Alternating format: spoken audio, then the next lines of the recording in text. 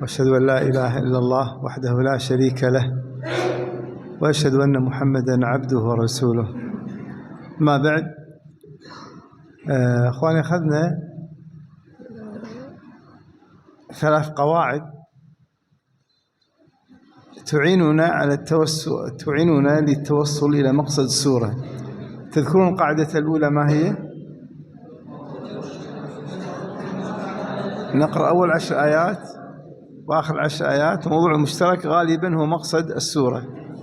القاعدة الثانية الكلمات المكررة غالبا تشير إلى مقصد السورة. القاعدة الثالثة ما تميزت به السورة. نأخذ أخوان القاعدة الرابعة.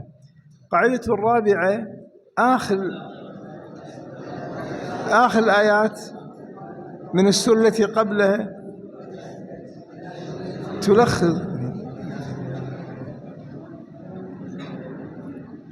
الآيات الأخيرة من السورة التي قبلها غالبا تلخص مقصد السورة التي بعدها. الآيات الأخيرة من السورة السابقة غالبا تلخص السورة التي بعدها، وهذا يدل على ترابط القرآن مع بعضه، وأن سور القرآن مترابطة مع بعضها، وأن كل سورة لها علاقة بالسورة التي قبلها وبالسورة التي بعدها. أضرب مثال لذلك سورة الفرقان. ما هي الآيات الأخيرة من سورة الفرقان؟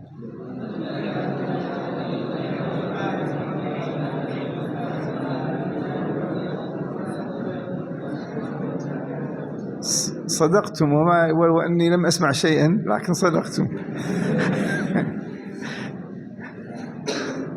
الله تبارك وتعالى في آخر سورة الفرقان يقول الله عز وجل: والذين يقولون ربنا هب لنا من أزواجنا وذرياتنا قرة أعين واجعلنا للمتقين إماما أولئك يجزون الغرفة بما صبروا ويلقون فيها تحية وسلاما. أما كانت أهل الإيمان خالدين فيها حسنت مستقرة ومقامة. هذا في حق المؤمنين مكانتهم عند الله. ثم قال الله عز وجل في حق الكفار وقال للكفار: قل ما يعبأ بكم ربي. ما يعبأ بكم أي لا يبالي بكم الله عز وجل، لا وزن لكم عند الله أيها الكفار. قل ما يعبأ بكم ربي أي لا وزن لكم عند الله ولا يبالي الله عز وجل بكم، لولا دعاؤكم فقط يدعوكم إلى هذا الدين ويدعوكم إلى التوحيد ويدعوكم إلى الإيمان. هذا الذي يعبأ الله عز وجل به، ولا أنتم لا مكانة لكم ولا يبالي الله لكم ولا وزن لكم عند الله، لولا دعاءكم فقط يدعوكم إلى الدخول في هذا التوحيد وإلى توحيد الله.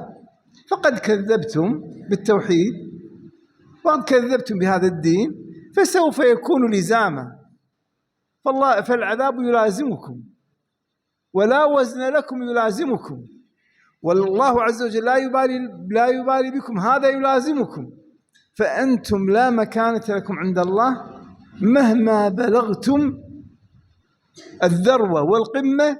الله عز وجل لا يبالي بكم ولا وزن لكم عند الله. هذا مختصر، هذا في آخر سورة الفرقان، وهي تلخص سورة الشعراء. لو أخذنا سورة الشعراء لوجدناها هكذا. الله عز وجل بين في أول سورة الشعراء أولا السحرة، كيد السحرة، مهما بلغ الكافر في كيده فالله عز وجل لا يبالي به ولا وزن لكيده عند الله. انظروا إلى السحرة ماذا حصل لهم. الله تبارك وتعالى ذكر لنا قصة السحرة فيه أكثر من سورة من القرآن، وذلك أن نبي الله موسى عليه السلام عندما أتى مع هارون وتواعد مع فرعون على يوم الزينة، على يوم العيد، ليظهر حجته، ليظهر نبي الله حجته. فحينئذ في هذا اليوم اجتمع أهل مصر، وكانوا يجتمعون في يوم الزينة، فاجتمعوا في كما يقال في ساحة الاحتفالات في يوم العيد، ساحة العيد هي ساحة الاحتفالات. فأتى الفراعنة وأتباعهم كلهم وتحلقوا حول هذه الساحة، وهذا يوم العيد. وأتى السحرة فجلسوا في المنصة، جلسوا هكذا في الأمام، والشعب المصري كله الفراعنة كلهم حول هذه الساحة، والساحة في المنتصف. وهنا هؤلاء السحرة وهم لبسوا لباس السحر ولباس الكهنوت، وأخذوا يفخرون بأنفسهم ويظهرون مكانتهم من هذا اللباس الذي يظهر عظمتهم. وأخذوا يتلاعبون، منهم من بيده العصا ومنهم بيده الخيط والحبل، وأخذوا يتلاعبون بحبالهم وعصيهم هكذا، والناس تصفق والشعب يصفق. وأتي بعرش فرعون فوضع عرش فرعون. ثم بعد ذلك ونبي الله موسى وهارون وحدهما، وقد لبس الإزار والرداء، وبيد موسى عليه السلام عصا التي كان يهش بها على الغنم، يهش بها يضرب بها الشجر لينزل ورق على الغنم هكذا، من غصن شجرة، عصاه من غصن شجرة وهو متكئ عليها. ثم أتى بعد ذلك فرعون بموكبه العظيم، فأخذ الناس يصفقون ويهتفون بحياة فرعون، يحيى فرعون ويحيى فرعون. والسحرة ازدادوا في حركتهم وفي بيانهم وفي تلاعبهم في العصي وفي الحبال وفي ليظهروا عظمتهم. فعندما أتى فرعون وجلس بكبريائه والناس تصفق بحياة فرعون، والسحرة ازدادوا في حركاتهم، قالوا لنبي الله موسى إما أن تلقي وإما أن نكون أول من ألقى. قال بل ألقوا.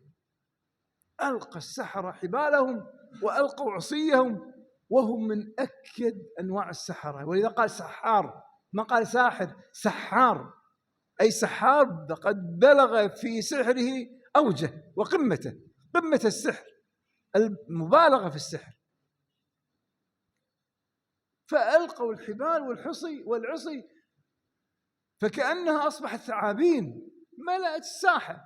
هذه الثعابين ملأت الساحة، يخيل إليه من سحرهم أنها تسعى. العصي والحبال أصبحت في أعين الناظر هي ثعابين عظيمة ملأت هذه الساحة. عندما ملأت أخذ الشعب يصفق وينادي بحياة فرعون وينادي بكذا. وأظهر فرعون، رفع رأسه ورفع صدره، ونبي الله موسى معه العصا.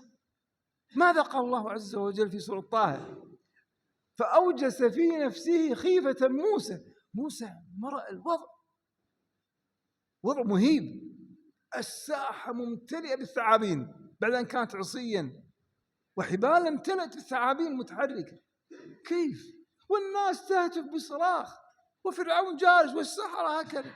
أوجس في نفسه خيفة موسى معه إلا عصا فقط ومعه هارون، فأوجس في نفسه خيفة موسى، شعر بالخوف. قلنا لا تخف إنك أنت الأعلى. ماذا قال الله عز وجل في هذه السورة، في سورة طه بالذات؟ عندما بين مخاوف موسى ما قال له ألقي عصاك، ربما في سورة أخرى ألقى عصاك، لكن في سورة طه عندما بين الله عز وجل خوف نبيه موسى شعر بالخوف أوجس في نفسه خيفة موسى. قلنا لا تخف إنك أنت الأعلى.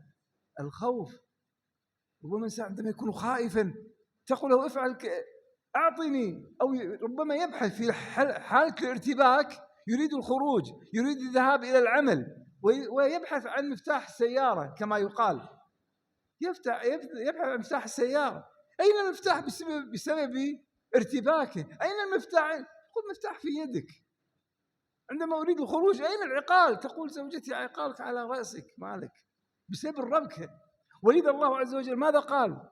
ما قال لموسى ألقي عصاك، ألقي ما في يمينك، كل ما في يمينك، عصا، حبل، صخرة، ثوب، ألقي ما في يمينك، بسبب الربكة التي شعر فيها موسى عليه السلام. ألقي ما في يمينك تلقف ما صنعوا، إنما صنعوا كيد ساحر. ألقى موسى عصاه في لحظة واحدة تحولت إلى ثعبان، التهمت والتقمت كل ما في الساحة من حبال ومن عصي من ثعابين، التهمته هذه العصا في لحظة وأصبحت وحدها في الساحة. ثعبان أصبح وحده في الساحة. مد نبي الله موسى يده تحولت إلى عصا في يده، ألقي السحرة سجدا، قالوا والله ما هذا بكيد ولا هذا بسحر، هذه معجزة إلهية، هذا من الله. ألقي السحرة سجدا قالوا آمنا برب هارون وموسى. الكيد لا وزن له عند الله، مهما بلغ الكيد أوجه وقمته لا وزن له عند الله. ولذا الله عز وجل هنا في سورة الشعراء قال سحار. هذا السحر وهذا الكيد القمة في الكيد لا وزن له عند الله، لا يعبأ الله به. ملك فرعون، ثم ذكر الله عز وجل نوعا آخر مما بلغ فيه القمة وهو ملك فرعون. فرعون أخذ يؤسس ملكه 50 عاما وهو يؤسس في ملكه، أصبح ملكه رصينا. قيل وصل ملكه إلى القسطنطينية إلى تركيا، ووصل إلى جنوب أفريقيا، ملك عظيم ما عبأ الله به. في لحظة واحدة وصل نبي الله موسى عليه السلام إلى البحر، خرج بنو إسرائيل. الله عز وجل أوحى إلى موسى في لحظة حاسمة، وأوحينا إلى موسى أن أسر بعبادي إنكم متبعون، أسر بعبادي إنكم متبعون. فموسى عليه السلام أسر إلى بني إسرائيل، وبنو إسرائيل منذ موسى ومنذ قبل موسى عندهم السرية التامة، عندهم سرية منذ ذلك الوقت، وعندهم السرية التامة. أخبرهم سنخرج بالليل. كل بني إسرائيل خرجوا في الليل، في ساعة محددة خرجوا في الليل وذهبوا.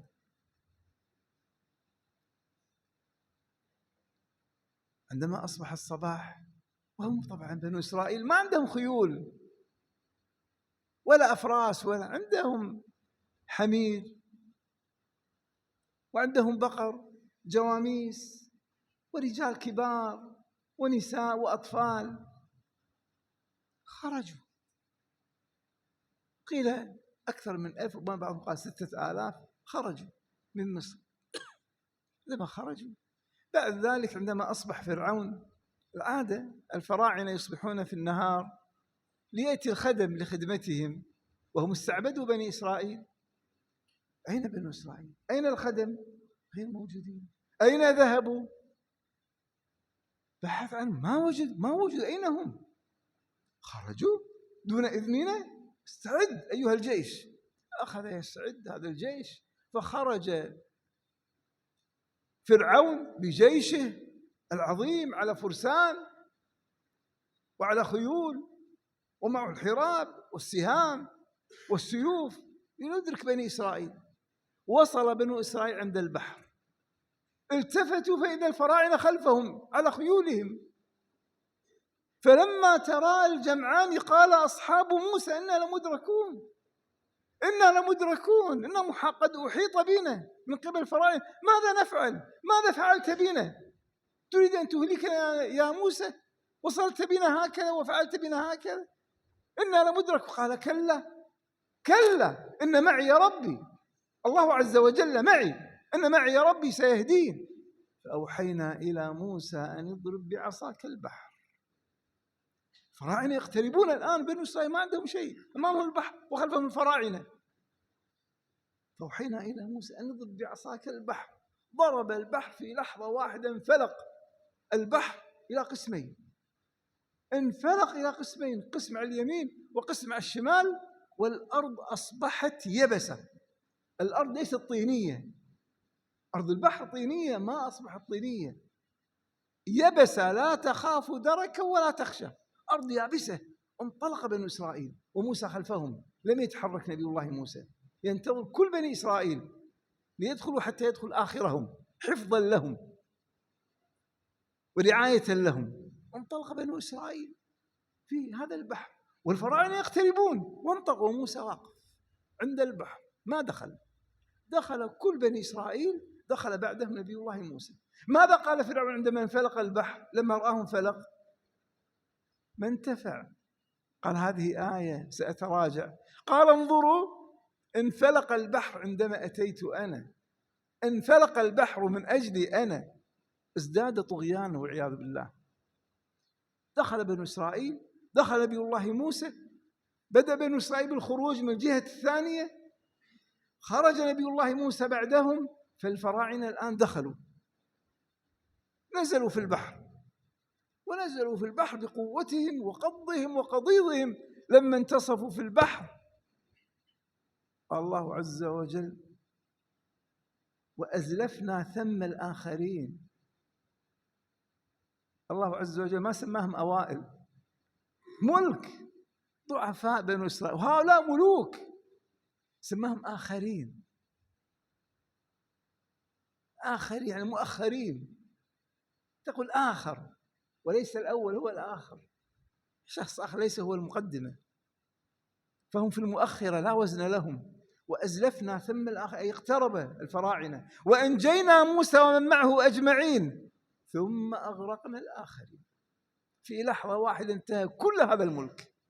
إن في ذلك لآية، لا يعبأ الله عز وجل بالملك مهما بلغت قمته، لا يعبأ بكم ربي لولا دعاءكم فقد كذبتم فسوف يكون لزاما. إذا هذا النوع الثاني. النوع الأول كيد مهما بلغ قمته، لا يعبأ الله عز وجل بالكيد. الملك مهما بلغ قمته لا يعبأ الله به.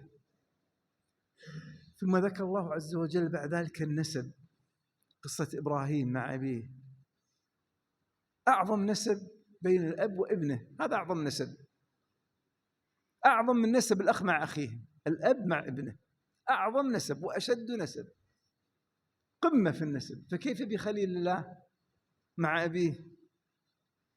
لكنه لم ينتفع هذا الأب بهذا النسب لأن أباه كافر، فما انتفع بنسب إبراهيم الخليل ابنه، بنسب ابنه ما انتفع بابنه.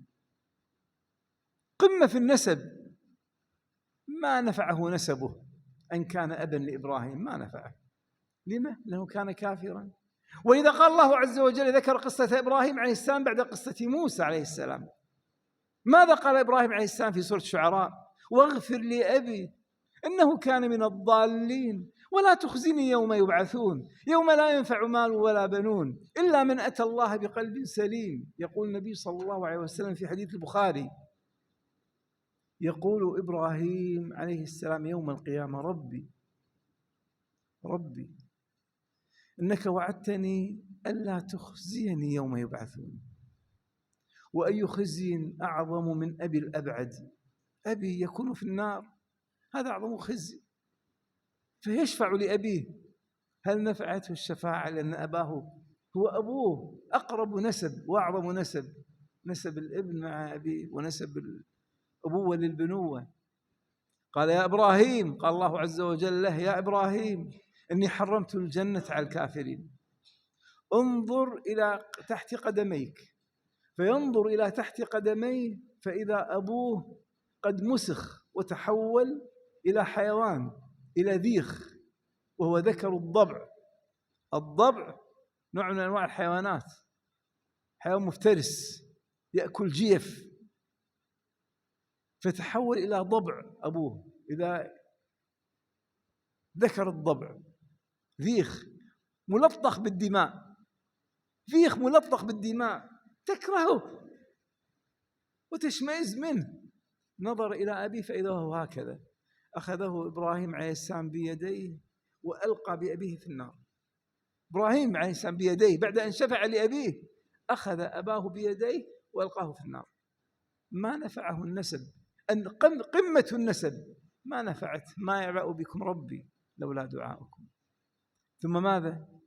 ثم الطبقية، طبقة الأشراف في المجتمع، هم أشرف الناس. قوم نوح كانوا منقسمين إلى طبقتين وليسوا إلى 3 طبقات. أخواني، المجتمعات، أغلب المجتمعات تنقسم إلى 3 طبقات: طبقة الأشراف الكبار والأغنياء الكبار، وطبقة المستضعفين الفقراء تحت خط الفقر، وطبقة البرجوازيين كما يقال، هم بين وبين.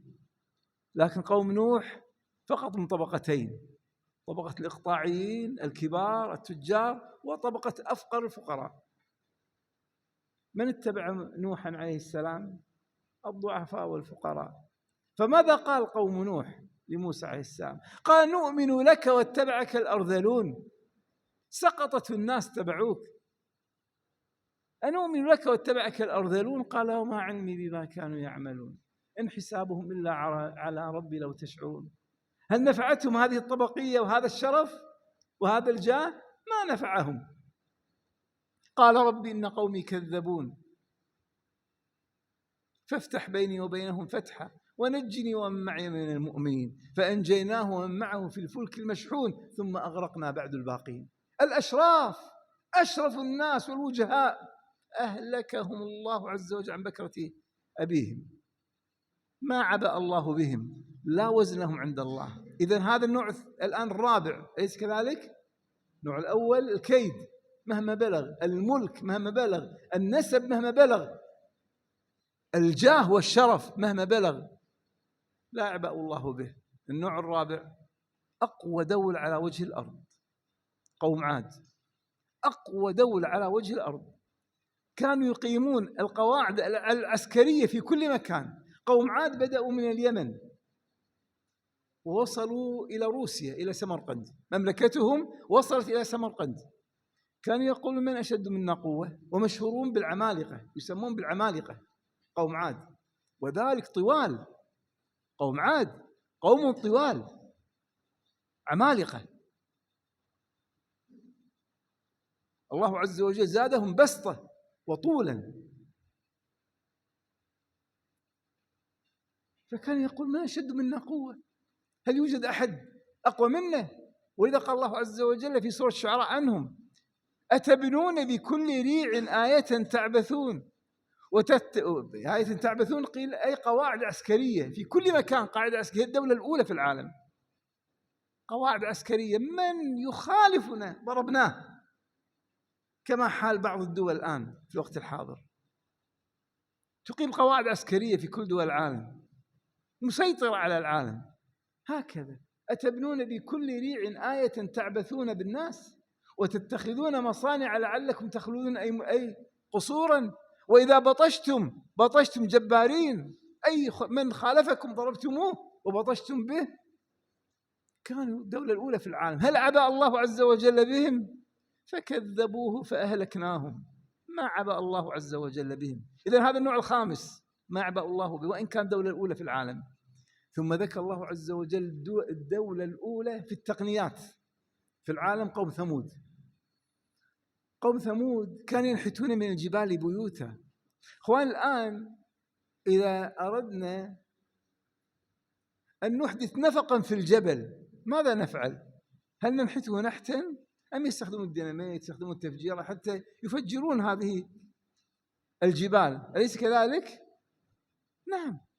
هم لا، عندهم تقنيات عالية، يبنون مثل هذه الأماكن والغرف داخل الجبال، داخل الجبال، يبنون داخل الجبال قصورا داخل الجبال. كيف؟ عندهم تقنيات عالية. ولذا قال لهم: أتتركون فيما هاهنا آمنين في جنات وعيون وزروع ونخل طلعها هضيم وتنحتون من الجبال بيوتا فارهين، أي يعني بكمال التنعم والرفاهية. فاتقوا الله وأطيعون. عندهم تقنيات، الدولة الأولى في التقنيات في العالم. هل عبأ الله بهم؟ ما عبأ الله بهم.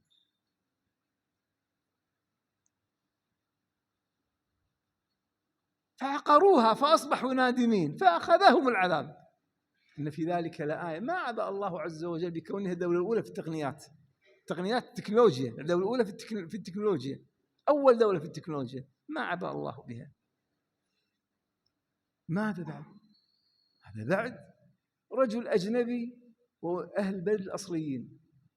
رجل أجنبي نزل بأهل البلد الأصليين وهذا الأجنبي هو لوط عليه السلام، أتى من العراق من بابل، نزل في قرية سدوم في الشام، وأهل القرية هم أهل البلد الأصليين قرى سدوم، نزل فيهم نبي الله لوط عليه السلام، هو أجنبي وهم أهل البلد الأصليين، كفروا بالله، ما عاب الله عز وجل بهم، نجى الأجنبي وأهلك أهل البلد الأصليين.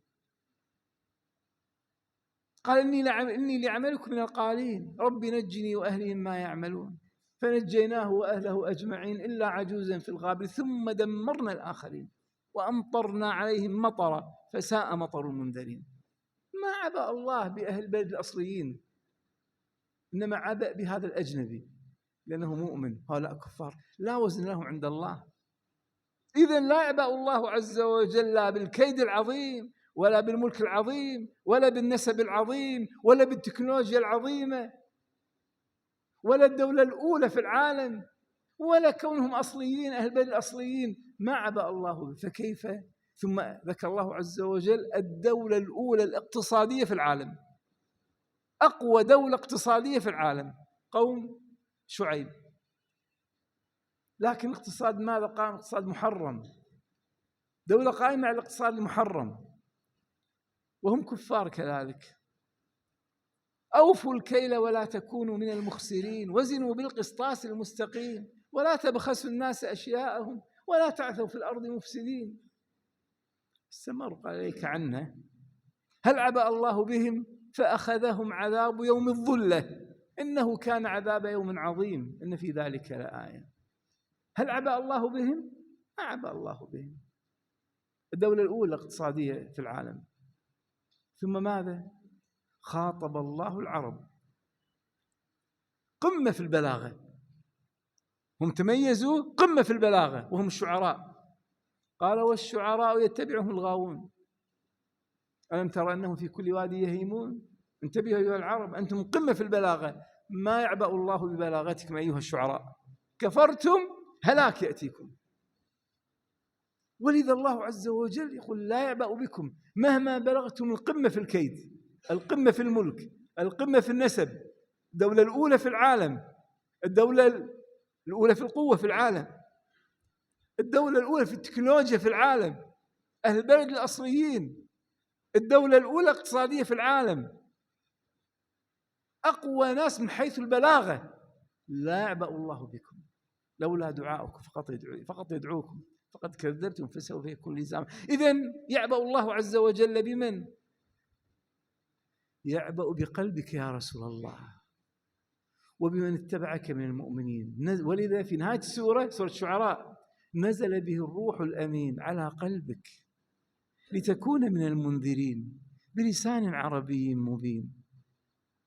الذي يراك حين تقوم، أنت في عين الله، الذي يراك حين تقوم، وتقلبك في الساجدين، تقلب لسان الساجدين بالصلاة عليك، اللهم صل على محمد وعلى آله وسلم، وتقلبك في الساجدين.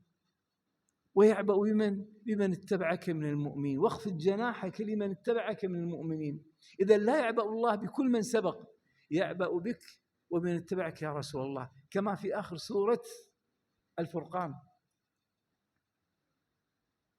ربنا هب لنا من أزواجنا وذرياتنا قرة أعين واجعلنا للمتقين إماما أولئك يجزون الغرفة بما صبروا ويلقون فيها تحية وسلاما خالدين فيها حسنت مستقرا ومقاما. هؤلاء يعبأ الله عز وجل بهم. انظروا إخواني وأخواتي، آخر سورة الفرقان لخصت سورة الشعراء. نأخذ مثالا أنتم طبقوه الآن. آخر سورة الصافات، في آخر سورة الصافات، وبعدها أي سورة بعد سورة الصافات؟ سورة صاد. آخر سورة الصافات ماذا قال الله عز وجل؟ قال الله تبارك وتعالى فتول عنهم حتى حين وأبصرهم فسوف يبصرون. تول عنهم أي يا رسول الله لا تستعجل، لا تستعجل عليهم، انتظر، تول عنهم حتى حين، اصبر عليهم، أليس كذلك؟ تول عنهم حتى حين، لا تستعجل، أمهلهم، وأبصرهم، انظر ماذا يحصل لهم، فسوف يبصرون. أفبعذابنا يستعجلون؟ أنت لا تستعجل، هم يستعجلون. لا تستعجل عليهم، هم يستعجلون بالعذاب. أفي بعذابنا يستعجلون فإذا نزل بساحتهم فساء صباح المنذرين وتولى عنهم. انظروا تكررها مرة الله عز وجل مرتين، وتولى عنهم حتى حين، إلى وقت انتظر بهم يا رسول الله، أمهلهم لا تستعجل عليهم، اصبر عليهم. وتولى عنهم حتى حين وأبصر فسوف يبصرون. سبحان ربك رب العزة عما يصفون وسلام على المرسلين والحمد لله رب العالمين. هذا آخر سورة الصافات. إذا ما مقصد سورة صاد؟ بدون غش بالكتاب إذا كان موجود بالكتاب. ما مقصد سورة صاد؟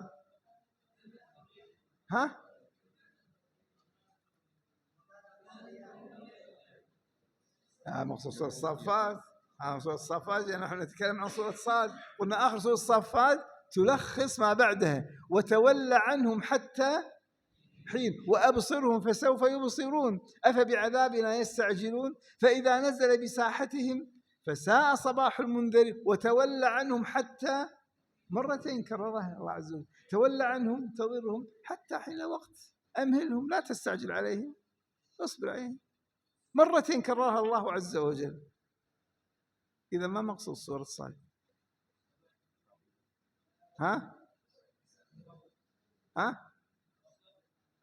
صحيح والصبر اصبر عليهم، هذا مقصد سورة الصاد. آخر سورة الصافات لخصت سورة الصاد، وبدأت سورة الصاد بحرف ماذا؟ أي حرف؟ الصاد، أول حروف الصبر. بدأت سورة الصاد بأول حروف الصبر، صاد. ولذا الله عز وجل ذكر عدة أنواع الصبر، كل أنواع الصبر ذكرها الله عز وجل في سورة صاد.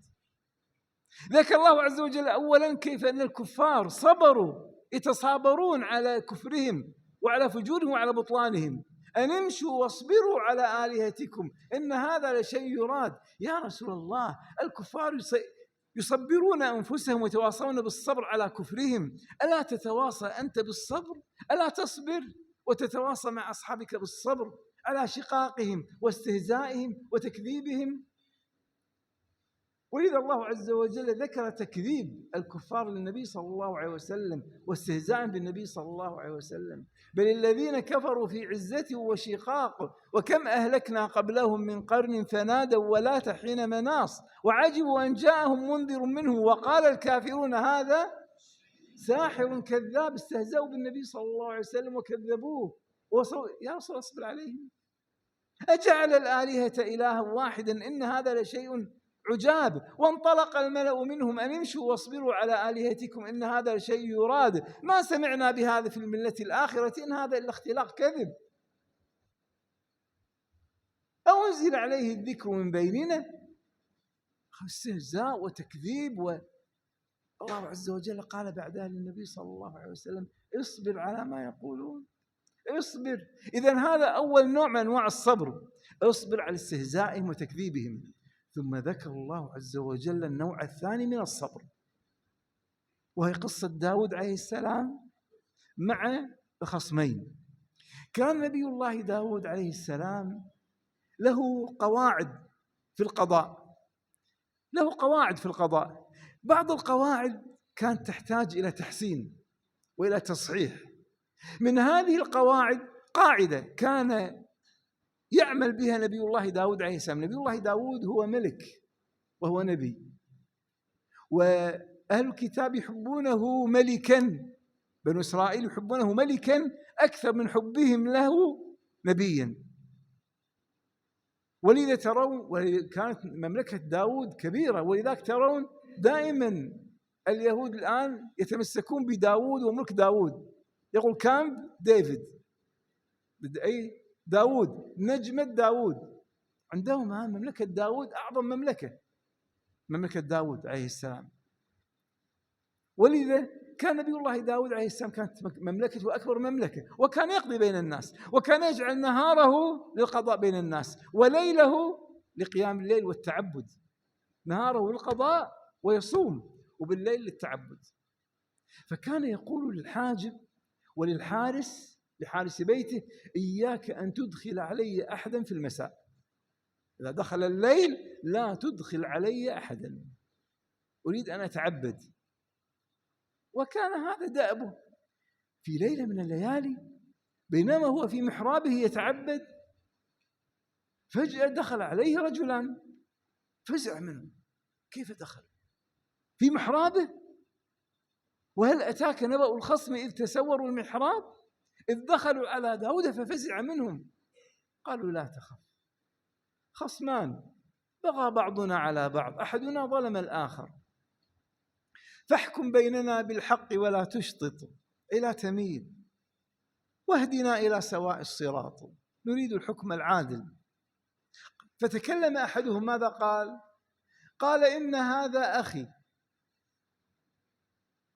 له 99 نعجة، عنده 99 شاة، عنده 99 شاة، ولي نعجة واحدة، لي شاه واحدة.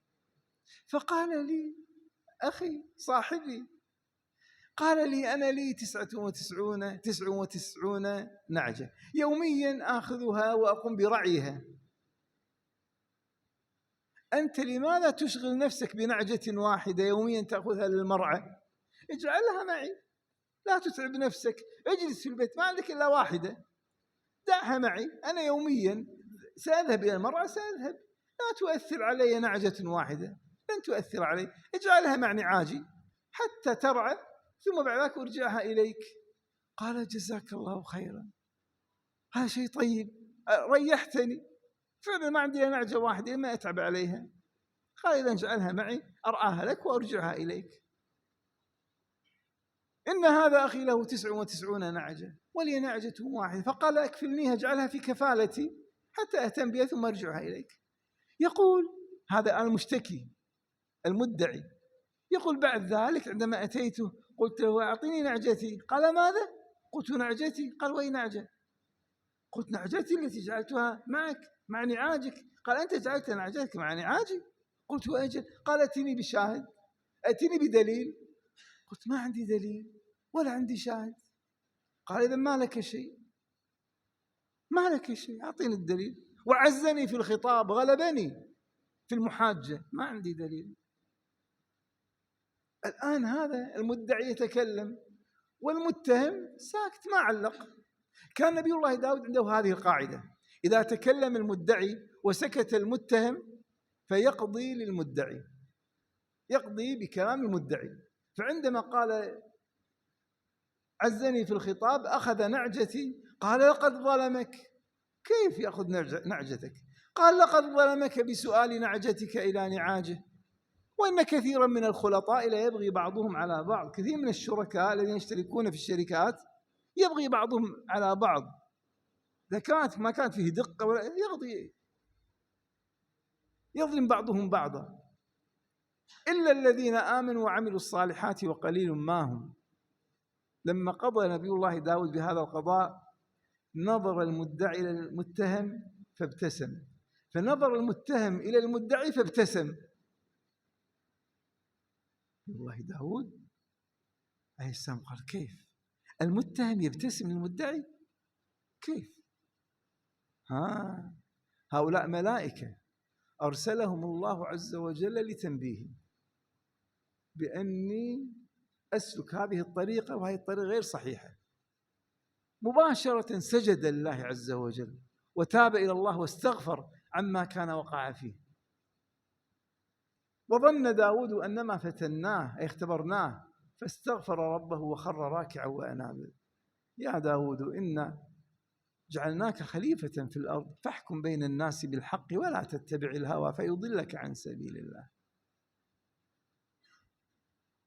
إخواني، من الصعب أن يكون المفتي، مفتي الجمهورية، مفتي العالم، يفتي بفتوى من الغد يقول يا إخوة أنا أخطأت في فتواي بالأمس وأنا أتراجع، أنا مخطئ في هذه الفتوى. وأنا صعب على النفس من الإنسان يقول قولا ثم يقول بعد ذلك أنا أخطأت أمام العالم وهو ملك ومسموع الكلمة ويتراجع. إخواني نادر، بل يقاتل على خطئه ويصر على خطئه ويقاتل. هذه طبيعة الناس، من الصعب أن يتراجع. هذا النوع الثاني من الصبر، أن تصبر نفسك على التراجع والإعلام بأنك قد أخطأت وتتراجع عن خطأك. هذا النوع الثاني من الصبر. النوع الثالث من الصبر، انظروا السورة كلها تتكلم عن الصبر، قصة نبي الله سليمان عليه السلام. نبي الله سليمان عند بني إسرائيل كان عندهم صلاتان، صلاة قبل طلوع الشمس وصلاة قبل غروبها. وكان نبي الله سليمان هو الملك بعد داود عليه السلام، وكان يحب الخيول العربية، يحب الخيول ومتعلق بالخيول العربية. في يوم من الأيام في الضحى كان جالسا وأمام الخيول العربية في الساحات الكبرى، وهي تلعب وترقص خيول عربية وهو معها، قلبه معها، إلى أن غربت الشمس ولم يصلي العصر ولم يصلي الصلاة قبل غروب الشمس، إلى أن غربت الشمس غاب قرصها. ووهبنا لداود سليمان نعم العبد إنه أواب إذ عرض عليه بالعشي الصافنات الجياد وهي الخيول، إلى أن غابت. فقال إني أحببت الخير عن ذكر ربي حتى توارت بالحجاب، أي حتى الشمس غربت بالحجاب، توارت بالحجاب أي غربت، ردوها علي. هذه الخيول التي أحبها ألهتني عن الله، ألهتني عن المحبوب الأعلى، ائتوني بها.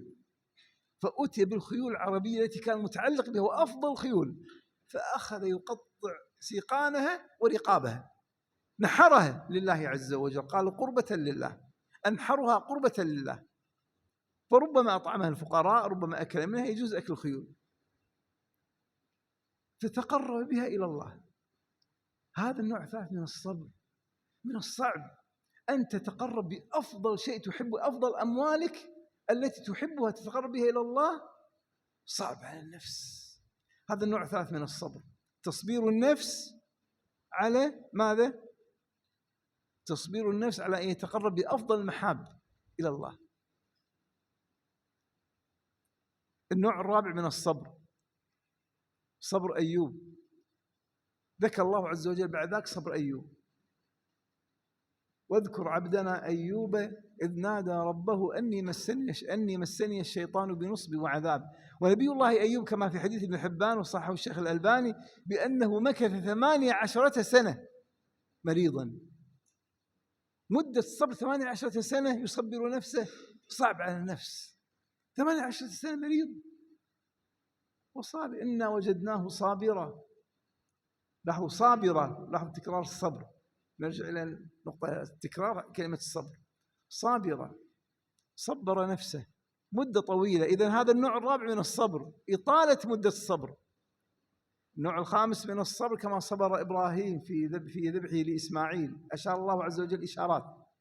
ثم النوع السادس من الصبر أنك إذا أصبحت في طبقة الأشراف تصبر نفسك على التواضع.